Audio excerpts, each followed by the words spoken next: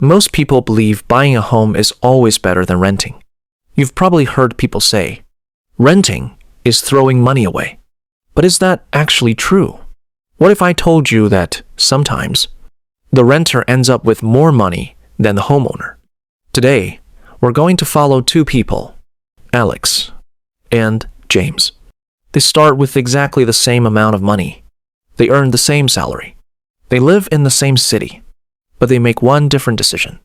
Alex buys a home. James rents an apartment. 20 years later, one of them has much more wealth. Let's find out who wins. Meet Alex and James. They're both 30 years old. They both earn $75,000 every year, and they both have $50,000 in savings. So far, their lives look exactly the same. But now they need a place to live. And that's where things change. Alex decides to buy a house. The house costs $250,000. To buy it, he uses all of his savings. His entire $50,000 becomes a down payment. A down payment is money you pay up front when buying a home. So after buying the house, Alex now has almost no savings left. But he owns a home. Buying a home doesn't mean the payments stop.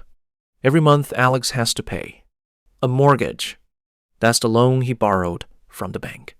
He also pays property taxes, insurance, and later, repairs and maintenance.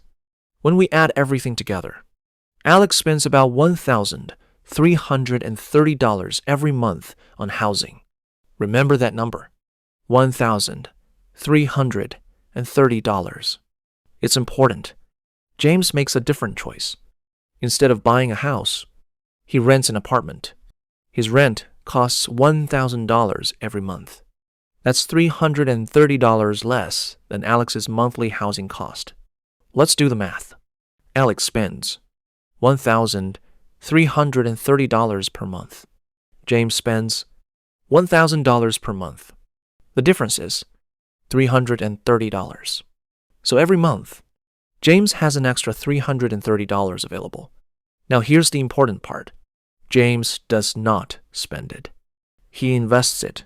James doesn't try to get rich quickly. He doesn't buy lottery tickets. He doesn't gamble.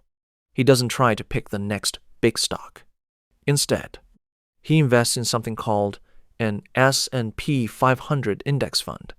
That might sound complicated, but it's actually simple. Think of it like buying a tiny piece of hundreds of America's biggest companies. Companies like Apple, Microsoft, Amazon, and many others. Historically, these investments have grown about 10% per year on average over long periods of time. No guarantees. But that's the average. Remember Alex's $50,000 savings? He used it all to buy the house. But James never bought a house. So he still has his $50,000. Instead of letting it sit in a bank account, he invests that money too. So James starts with $50,000 invested. And every month, he adds another $330. Let's jump ahead 5 years. Alex has been making mortgage payments every month. Part of those payments helped him build ownership in his home. This is called equity. Equity simply means the part of the home that belongs to Alex. That's good news. But Alex also spent thousands of dollars on interest, taxes, insurance, and maintenance. Meanwhile, James kept investing every month without missing a single month. At first, James's investments grew slowly, but something interesting started happening. His money began earning money. Then that new money started earning money too.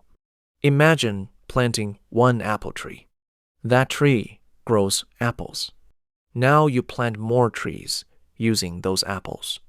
Soon, those new trees produce even more apples. That's how compound growth works. Now let's jump ahead 10 years. Alex owns a larger portion of his home. His house has also increased in value.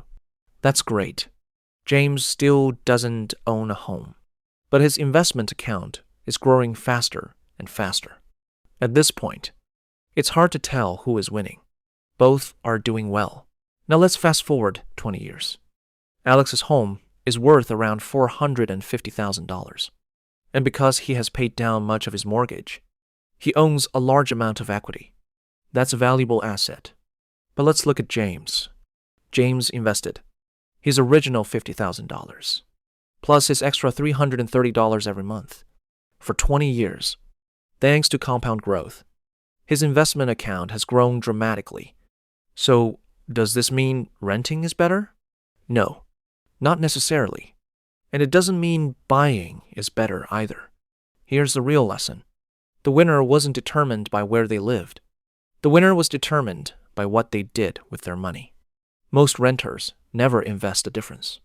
They save money on housing, then spend it on eating out, shopping, new gadgets, and vacations.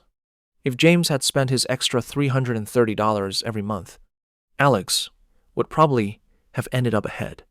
The reason James did so well is because he invested consistently. For 20 years, buying a home can help you build wealth. Investing can help you build wealth. Both can work. The important thing is building assets. Assets are things that can grow in value over time. A house can be an asset. Investments can be assets. But spending money on things that lose value rarely builds wealth. At the end of the day, wealth isn't built by where you live. It's built by what you own.